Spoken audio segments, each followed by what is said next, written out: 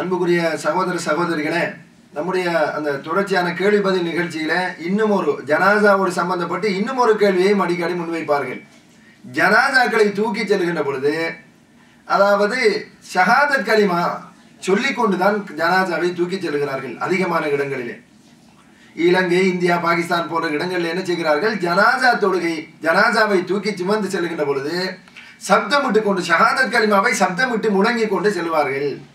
யாராவது ஒரு மனிதனுடைய ஜனாசா ஷஹாதத் கலிமா இல்லாமல் மௌனமாக சுமந்து செல்லப்படுகின்ற பொழுது, இது ஒரு பிணத்தை தூக்கி செல்லுகின்ற பொழுது ஒரு பிணம் போன்று அவரை கொண்டு போய் அடக்கம் பண்ணினார்கள். ஒரு ஒரு ஒரு ஒரு இறந்து போன ஒரு வெறும் பிணம் போன்றுதான் அவரை தூக்கி சென்றார்கள், புதைத்து விட்டார்கள் என்று கூட அப்படியெல்லாம் வாசகங்களை பாவிப்பார்கள். இது மார்க்கத்தில் இருக்கிறதா இல்லையா, அதைத்தான் நீங்கள் தெரிந்து கொள்ள வேண்டும். ஜனாசாவை தூக்கி செல்லுகின்ற பொழுது எப்படி கொண்டு செல்ல வேண்டும்? சஹாபாக்கள் சொல்லுகிறார்கள், திருமதியிலே பதிவு செய்யப்பட்ட ஹதீஸ், நாங்கள் ஜனாசாவை தூக்கி செல்லுகின்ற பொழுது மௌனமாக செல்ல வேண்டும் என்றும் சப்தத்தை உயர்த்த கூடாது என்றும் சப்தமிடக் கூடாது என்றும் நபிகள் பெருமானார் ஸல்லல்லாஹு அலைஹி வஸல்லம் நமக்கு கட்டளையிட்டார்கள். நீங்கள் மௌனமாகத்தான் கொண்டு செல்ல வேண்டும், சப்தமிடக் கூடாது என்று அல்லாஹ்வுடைய தூதர் கட்டளை பிறப்பித்தார்கள். இந்த ஹதீஸ் திருமதியிலே பதிவு செய்யப்பட்டிருக்கிறது. இப்ப என்ன செய்ய வேண்டும்?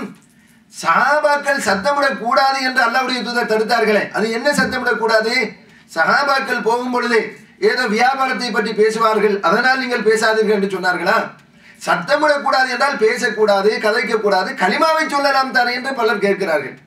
உண்மையில ஒரு ஜனாசாவை தூக்கி சுமந்து செல்லுகின்ற பொழுது ஏன் மௌனமாக செல்லுமாறு அல்லாஹ்வுடைய தூதர் கட்டளையிட்டார்கள்? மாற்று மதத்தவர்களை பொறுத்த வரைக்கும் சப்தமிட்டு கொண்டுதான் செல்வார்கள். ஏதோ ஒரு விதத்தில் அவர்கள் சத்தம் எழுப்புவார்கள். ஓலமிட்டு ஒப்பாரி வைக்கக்கூடிய இருவரை போட்டு விடுவார்கள். ஊது குழல்களை ஊதிக்கொண்டு செல்வார்கள். நெருப்பு மூட்டிக்கொண்டு அதன் பின்னால் சத்தம் எழுப்பிக் கொண்டு செல்வார்கள். ஏதோ ஒரு விதத்தில் ஒலி எழுப்பிக் கொண்டு செல்வது அவர்களுடைய வழக்கம். அல்லாஹ்வுடைய தூதர் பார்க்கிறார்கள், இவர்களுக்கு மாறு செய்ய வேண்டும், நீங்கள் மௌனமாக செல்லுங்கள். மௌனம் என்பது மட்டுமல்ல, கொஞ்சம் அவசரமாக செல்லுங்கள், மரண சிந்தனையோடு போங்கள் என்பதை அல்லாஹ்வுடைய தூதர் ஸல்லல்லாஹு அலைஹி வஸல்லம் சொல்லி காட்டுகிறார்கள். அப்ப திக்ராக இருந்தால் சத்தமிட முடியுமா? அல்லாஹ்வுடைய தூதர் உன்னை மௌனமாகத்தான் போக சொன்னார்கள். எனவேதான் ஷாஃபி மதஹபை சேர்ந்த இமாம் நவவி அவர்கள் ரியாது சாலிஹின் என்று வாசிக்கிறார்களே, அதனுடைய ஆசிரியர் ஷாஃபி மதஹபை சேர்ந்தவர். அவர் அவருடைய அல் அதுகார் என்ற நூலில் என்ன எழுதுகிறார்? பாபு மாயா கூலில் மாஷி மால் ஜனாசா, ஜனாசாவோடு நடந்து செல்லக்கூடியவன் என்ன சொல்ல வேண்டும் என்ற விஷயத்தை கொண்டு வருகின்ற பொழுது, திக்ராக இருந்தாலும் நீளமாக சத்தமிட்டெல்லாம் சொல்லிக் கொண்டு செல்கிறார்கள், இது ஹராமாகும் என்று எழுதியிருக்கிறார். ஜனாசாவோடு செல்லுகின்ற பொழுது திக்ராக இருந்தாலும் சத்தமிட்டு கொண்டு செல்வது ஹராம். ஏன் ஹராம்?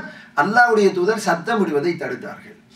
எனவே செல்லுகின்ற பொழுது என்ன ஓதுகிறார்கள்? ஒவ்வொரு ஊரில் ஒவ்வொரு விதமாக ஓதுவார்கள். சில ஊர்களில் என்ன சொல்வார்கள்? அஷ்ஹது அல்லா இலாஹ இல்லல்லாஹு வஹ்தஹு லா ஷரீக லஹு வ அஷ்ஹது அன்ன முஹம்மதன் அப்துஹு வ ரசூலுஹு ஹாதா மா வஅதர் ரஹ்மானு வ ஸதகல் முர்ஸலூன் கூலு இன்னா லில்லாஹி வ இன்னா இலைஹி ராஜிஊன் ஷஹாதா. என்ன அர்த்தம்? அஷ்ஹது அல்லா இலாஹ இல்லல்லாஹு வஹ்தஹு லா ஷரீக லஹு, அல்லாஹ் தான் வணக்கத்துக்குரியவன் என்று சாட்சி சொல்கிறேன், அவன் தனித்தவன், அவனுக்கு இணை கிடையாது. வஅஷ்ஹது அன்ன முஹம்மதன் அப்துஹு வ ரசூலுஹு, முஹம்மது நபி ஸல்லல்லாஹு அலைஹி வஸல்லம் அல்லாஹ்வுடைய அடிமை தூதர், அதையும் நான் சாட்சி சொல்கிறேன். ஹாதா மா வஅதர் ரஹ்மானு வ ஸதகல் முர்ஸலூன், இப்படி மரணம் வரும் என்று இதைத்தான் அல்லாஹ்வும் ரஹ்மானும் வாக்களித்திருக்கிறான், ரசூல்மார்களும் வாக்களித்திருக்கிறார்கள் என்று சொல்லிவிட்டு என்ன சொல்கிறார்கள்? கூலு, நீங்கள் எல்லாம் சொல்லுங்கள், இன்னா லில்லாஹி வ இன்னா இலைஹி ராஜிஊன ஷஹாதா, நாங்கள் அல்லாஹ்விடத்திலிருந்து வந்தோம், அல்லாஹ்வின் பக்கம் செல்லக்கூடியவர்கள், இன்னா லில்லாஹி வ இன்னா இலைஹி ராஜிஊன் என்ற அந்த ஷஹாதாவை, அந்த சாட்சியத்தை நீங்கள் சொல்லுங்கள் என்று முன்னால போகக்கூடிய என்ன செய்வாரு? பின்னால போறவங்களுக்கு வைன் பண்ணுவார்.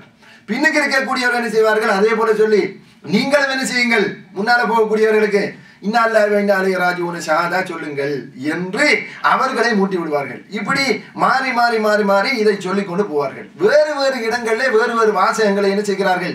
பயன்படுத்தி இப்படி சொல்லுகிறார்கள். இந்த ஷஹாதா என்று அந்த வரக்கூடிய இந்த வாசகங்களை சொல்லுகிறார்கள். உண்மையிலே சகோதர சகோதரிகளே, ஏன் இதை சொல்லுகிறார்கள் என்பதற்கு காரணம் கேட்டால் இன்னொரு காரணம் சொல்லுவார்கள். ஜனாசாவோடு செல்லக்கூடியவர்கள் ஏதோ ஊர் விஷயத்தை பேசுவார்கள், வியாபாரத்தை பற்றி பேசுவார்கள், சுகம் விசாரிப்பார்கள். நடந்து செல்லுகின்றவர்கள் இந்த ஊர் வம்புகளை எல்லாம் அடக்கக்கூடாது, திக்ரையாவது சொல்லி செல்லட்டும், அதற்குத்தான் நாங்கள் அதை உருவாக்கி இருக்கிறோம் என்று சொல்லுகிறார்கள். உண்மையில ஜனாசாவில் போகின்ற ஒருவன் பேசிக்கொண்டு சென்றால் அவனுக்கு நாங்கள் மௌனமா போய் என்று கட்டளையிட வேண்டும். அதுதான் சிறந்த முறை.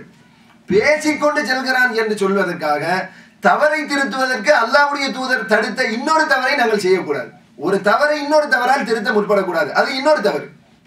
அப்படியான ஒரு வழக்கம் சமுதாயத்தில் இருக்கிறது. தவறு செய்கிறான் என்றால் தவறை தடுப்போம், அதை சரியான முறையில் தடுக்க வேண்டுமே தவிர இன்னொரு தவறால் அதை தடுப்பதற்கு முற்படக்கூடாது. சரி, மௌனமாக செல்லுகின்ற பொழுது பேசுவான் என்பதற்கு திக்ரை போட்டீர்கள். திக்ரை சத்தமிட்டு செல்லுகின்ற பொழுது பின்னால் போவான் எப்படி செல்கிறான்? பேசிக்கொண்டுதான் போகிறான். ஏற்கனவே மௌனமாக செல்லுகின்ற பொழுது மெதுவாக திரும்பி சாத்திருப்பான். நீங்கள் திக்ரை சத்தமிட்டு உரத்து செல்லுகின்ற பொழுது சுதந்திரமாகவே பேசிக்கொண்டு போவான். பின்னால் போகின்றவன் சுதந்திரமாகவே பேசிக்கொண்டு போவான். சாதாரணமாக சத்தமிட்டு பேசலாம், ஏன் யாருக்கும் கேட்க மாட்டார். அந்த ஒரு தவறை தவறால் திருத்த போய் இன்னும் ஒரு தவறுக்குள்ளே அவர்கள் போய் விழ வேண்டிய ஒரு நிலைமை ஏற்படுகிறது. மௌனமாக செல்லுகின்ற பொழுது யாருக்கும் சத்தமிட்டு பேச தைரியம் வராது. பேசுகின்றவர்கள் கூட ஏதாவது பேசினாலும் ஒரு சில வார்த்தைகளை நிறுத்தி விடுவார்கள். ஏன்? அமைதியாக ஜனாசா போகிறது. சத்தமிட்டு செல்லுகின்ற பொழுது பின்னால் வருபவர்கள் முழுமையாகவே பேசிக்கொண்டுதான் வருவார்கள். ஏன்? அவர்களுக்கு சத்தத்தோடு சத்தமாக தன்னுடைய விஷயங்களை முடித்துக் கொள்கிறார்கள்.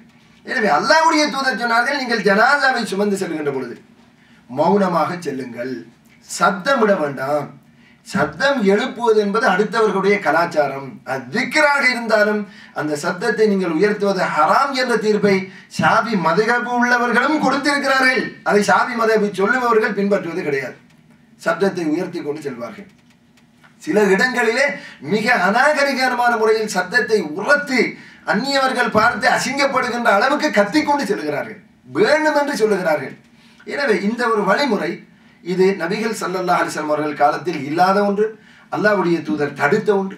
நீங்கள் அவசரமாக கொண்டு செல்ல வேண்டும், மௌனமாக செல்ல வேண்டும், மரண சிந்தனையோடு செல்ல வேண்டும். ஜனாசா ஒன்று ஒரு மரண சிந்தனையை உருவாக்க வேண்டும். இந்த ஒரு வழிமுறையை தான் நபிகள் ஸல்லல்லாஹு அலைஹி வஸல்லம் அவர்கள் நமக்கு கற்றுத் தந்திருக்கிறார்கள். எனவே ஜனாசா சுமந்து செல்லப்படுகின்ற பொழுது மௌனமாக செல்ல வேண்டும் என்பதுதான் நமக்கு அல்லாஹ்வுடைய தூதர் சொல்லி தந்தது. திக்ரையாவது சத்தமிட்டு சொன்னார்களா என்று கேட்டால் சத்தமிடவில்லை. ஒரு செய்தியை பாருங்கள். ரசூலுல்லாஹி ஸல்லல்லாஹு அலைஹி வஸல்லம் இப்படி ஒரு பயணத்தில் போகிறார்கள். போகின்ற பொழுது சில சஹாபாக்கள் அல்லாஹு அக்பர் என்றெல்லாம் சத்தமிட்டு ஒலி எழுப்புகிறார்கள். புகாரியில் பதிவு செய்யப்பட்ட ஹதீஸ். அல்லாஹ்வுடைய தூதர் என்ன சொன்னார்கள்? இர்பஉ ஃபி அன்ஃபுசிக்கும், நீங்கள் எல்லாம் திக்ரை மனதுக்குள் செய்யுங்கள், சத்தம் எழுப்ப வேண்டாம். ஃபஇன்னக்கும் லா ததுஊன அஸம்ம வலா கைபன், நீங்கள் அல்லாஹு அக்பர் என்று அழைப்பது ஒரு செவிடனை அல்ல, நீங்கள் அழைப்பது ஒரு இல்லாத ஒருவனை அல்ல. அவன் நன்கு கேட்டுக்கொண்டும் நமக்கு நன்கு நெருக்கமாகவும் இருந்து நம்மை உற்று அவதானிக்கக்கூடிய ஒருவனை தான் நீங்கள் அழைக்கிறீர்கள், செவிடனை அழைக்கவில்லை. எனவே திக்ரை நீங்கள் அல்லாஹு அக்பர் சுப்ஹானல்லாஹ் என்று நீங்கள் செய்கின்ற இந்த திக்ரை மெதுவாக மனதுக்குள் செய்து கொள்ளுங்கள் என்று அல்லாஹ்வுடைய தூதர் ஸல்லல்லாஹு அலைஹி வஸல்லம் சொன்ன செய்தி புகாரியில் இருக்கிறது. இது அல்லாஹ்வுடைய தூதர் சாதாரணமாக சொல்லி இருக்கிற இந்த அடிப்படை கூட தெரியாமல் மௌனமாக, விசேஷமாக மௌனமாக செல்லுங்கள் என்று சொல்லப்பட்ட மரணத்தை, ஒரு ஜனாசாவை சுமந்து செல்லுகின்ற பொழுதே சத்தத்தை எழுப்புகிறார்கள். பல வகையிலும் அல்லாஹ்வுடைய தூதர் தடுத்த ஒரு விஷயத்தை செய்கிறார்கள். திக்ரை நாங்கள் கத்தி சொன்னால் அது நன்மைக்குரிய காரியம் என்பது போன்று அதை நம்முடைய சமுதாயத்தில் செய்கிறார்கள். அப்படி கிடையாது. ரசூலுல்லாஹ், அல்லாஹ்வும் ரசூலும் நமக்கு எதை சொன்னார்களோ அதுதான் மார்க்கம் என்பதை நாங்கள் எடுத்து புரிந்து செயல்படுவதுதான் நமக்கு வெற்றி இருக்கிறது என்பதை புரிந்து கொண்டு செயல்பட வல்ல ரஹ்மான் நம் அனைவருக்கும் துணை செய்வானாக. வாஹர் தவானா அல்ஹம்துலில்லாஹி ரப்பில் ஆலமீன்.